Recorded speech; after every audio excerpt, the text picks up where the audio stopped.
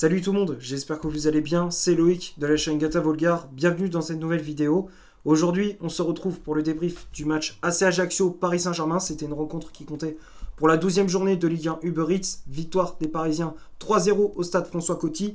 Kylian Mbappé avait ouvert la marque à la 24e minute de jeu.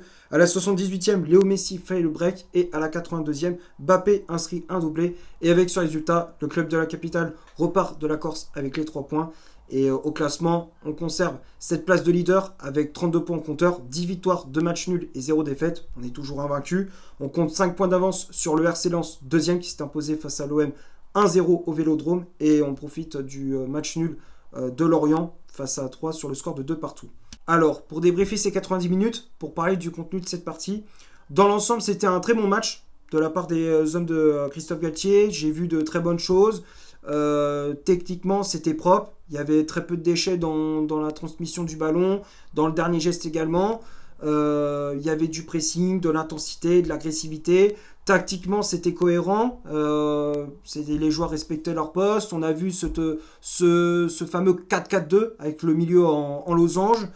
On a vu de très bonnes choses. La première période a été maîtrisée, même si le premier quart d'heure a été compliqué. Ajaccio qui a mis un gros pressing. Ils avaient mis beaucoup d'agressivité sur le porteur du ballon. Ils mettaient beaucoup d'agressivité et d'impact physique. Donc c'était compliqué pour relancer le ballon proprement, pour construire le jeu. Et puis après ce premier quart d'heure compliqué, on prend le match par le bon bout. Et puis on ouvre le score grâce à Kylian Mbappé à la 24e minute sur une belle ouverture de Léo Messi. La Pulga qui lance dans la profondeur l'attaquant français qui prend de vitesse la défense d'Ajaccio et ajuste parfaitement le roi d'un plat du pied. 1-0. Et c'est le score à la mi-temps. Alors on aurait pu faire le break bien plus tôt dans la partie. Notamment où Mbappé aurait pu inscrire un doublé. Vers la 35e, si je ne me trompe pas, à un moment donné, il avait une occasion en or. Je crois que Kimi avait fait une belle percée sur son côté droit. Il repique dans l'axe, il voit Mbappé qui était libre de tout marquage. Le but était vide, le gardien avait fait une sortie hasardeuse et dès qu'il reçoit le ballon, il voulait faire une frappe, un plat du pied. Puis ce ballon est parti dans les tribunes du stade. Donc c'est une occasion un peu... il aurait pu la mettre au fond, quoi. C'est une occasion où il aurait pu la mettre au fond du filet. Là, il a fait une Sterling, comme on dit. Donc à la mi-temps, c'est 1-0 pour Paris. La deuxième période, Ajaccio qui avait du mal à revenir. À revenir. Ils n'arrivaient pas à trouver la solution pour égaliser. Et puis, on était tranquille, quoi. On avait la possession du ballon, on maîtrisait le match. Et... après, les minutes passent, on se dit, il faudra peut-être mettre le deuxième but pour se mettre à l'abri. Et c'est ce qu'on a fait à la 78e grâce à Léo Messi sur un magnifique jeu collectif dans un tout petit périmètre. Mbappé qui dévie ce ballon pour Messi dans la surface de réparation et l'Argentin qui dribble tous les défenseurs et même le gardien de l'AC Ajaccio et il marque dans le but vide. Ça fait 2-0, magnifique but de la part de la Pulga. Et 4 minutes après le but de Messi, c'est au tour d'Mbappé d'inscrire un autre but. Et sur une passe de Messi, les deux ils ont été incroyables. Messi qui est passeur et donc Mbappé buteur à l'entrée de la surface. Il reçoit ce ballon. Alors on voit sur l'action, il perd un peu l'équilibre, mais ce ne l'a pas empêché de marquer. 3-0 et on en restera là. C'est une victoire correcte, une bonne prestation et on se met dans de bonnes conditions pour le match contre le Maccabi Haïfa en Ligue des Champions. Maintenant, on va passer à la composition d'équipe que Christophe Galtier a mis en place pour ce match. On a gardé le même système de jeu que contre l'OM, donc ce fameux 4-4-2 en losange. Donnarumma dans les buts. La charnière centrale, c'était Mukiele associé à Marquinhos, le défenseur brésilien qui avait le brassard de capitaine. Les latéraux, Hakimi à droite, Juan Bernat à gauche. Le milieu de terrain, Verratti à ce poste de milieu défensif. Renato Sanchez et Fabien Ruiz en relayeur. Carlos Soler en numéro 10. Et le duo d'attaque, c'était Kylian Mbappé avec Léo Messi. Les remplaçants, l'entraîneur français qui a fait de nombreux changements. Il a fait un gros turnover. Il a voulu préserver les 4 pour... le match en Ligue des Champions contre le Maccabi. Donc il a fait entrer en jeu Bichabou, le jeune le Titi parisien, à la place de Marquinhos, entré en jeu de Bichabou. Vitinha à la place de Renato Sanchez, le jeune Warren Zaïre-Emery à la place de Fabian Ruiz, l'entrée en jeu de Pablo Sarabia qui a pris la place à Carlos Soler, et Hugo Ekitike qui est entré en jeu à la place de Kylian Mbappé. Bon, la composition d'équipe, on a vu le même schéma tactique que contre l'OM. Alors, contre l'OM, j'avais dit qu'on avait joué en 4-3-3, mais c'était que la feuille de match. Après, comme j'avais dit dans mon analyse, au fur et à mesure de la rencontre, on est passé dans un 4-4-2 en losange. Et donc là, on a revu ce système de jeu avec beaucoup de turnover, avec Carlos Soler qui était titulaire, Renato Sanchez également pour son retour. Il y en a, ils ont marqué des points, des joueurs qui ont marqué des points, d'autres non. Donc voilà, après, je dirai ça dans mes tops et mes flops dans quelques minutes. Après, bon, il a fait tourner effectif, comme je disais, c'est bien. Au moins, ça donne du temps de jeu aux jeunes aussi, aux jeux comme les Bichabou, les Zaire Emery, tous ces jeunes-là, et les Kitike aussi. C'est bien, il faut donner du temps de jeu à tout le monde et faire souffler un peu les cadres. On va parler des chiffres de ce match. On va commencer par l'AC Ajaccio. 35% de possession de balle, 3 corners, 4 tirs au total, dont une frappe cadrée, 0 hors-jeu signalé du côté du Paris Saint-Germain. C'est 65% de possession de balle, 8 corners, 11 tirs au total, dont 6 tirs cadrés, 7 hors-jeu signalés. Donc quand on regarde les chiffres, la possession de balle était en faveur du PSG. On a maîtrisé le match, hein, tu vois, les corners, on a eu beaucoup d'occasions sur coup de pied arrêté. Les occasions, c'était quasiment tout le long du match. C'est à part le premier quart d'heure où Ajaccio était était assez dangereux. Ils avaient mis un gros pressing, comme je disais, tout ça. Donc voilà, ça c'est les chiffres du match. Ça représente bien la rencontre. Les tops et les flops maintenant. On va commencer par Donnarumma, le gardien italien qui n'a pas eu grand chose à faire. Il a eu un match assez relax, il a fait de bonnes sorties aériennes, il a fait 2-3 arrêts importants. Et puis après, en deuxième période, c'était assez relax pour lui. Donc Donnarumma, je mets dans les tops, il n'a pas été mauvais.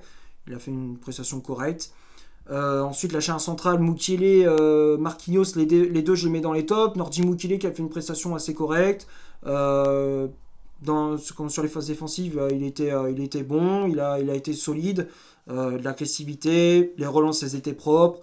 Sur coup de pied arrêté, il était assez dangereux aussi. Donc, bonne prestation du défenseur français. Marquinhos, il a été assez correct. J'ai trouvé un Marquinhos qui était plus à l'aise dans ce schéma tactique, cette défense à 3. On voit je le trouve plus à l'aise, où il a plus ses repères, on va dire. Il a plus de repères dans cette défense à 4 que dans cette défense à 3. On voit une petite différence quand même avec Marquinhos dans le système de jeu. Il a fait une prestation correcte, hein. Il a récupéré des ballons, il a mis de l'agressivité, les relances elles étaient propres. Bon match du défenseur brésilien. Les latéraux Hakimi et Bernat, c'était pas terrible. Match assez compliqué pour les deux, même si Bernat il a pas été exceptionnel, mais on va dire il était mieux qu'Hakimi en tout cas. Il a été mieux qu'Hakimi. Hakimi offensivement, il y avait du déchet dans son jeu. Il a fait 2-3 bonnes percées, mais c'est pas suffisant quoi. Dans l'ensemble du match, ce qu'il a fait, c'est insuffisant. Et défensivement, il a énormément souffert face à Belaïli, l'ailier algérien d'Ajaccio. Il a énormément souffert. Il a été souvent mis en difficulté. Donc, prestation décevante d'Achraf Hakimi. Bernat, défensivement, il était assez solide.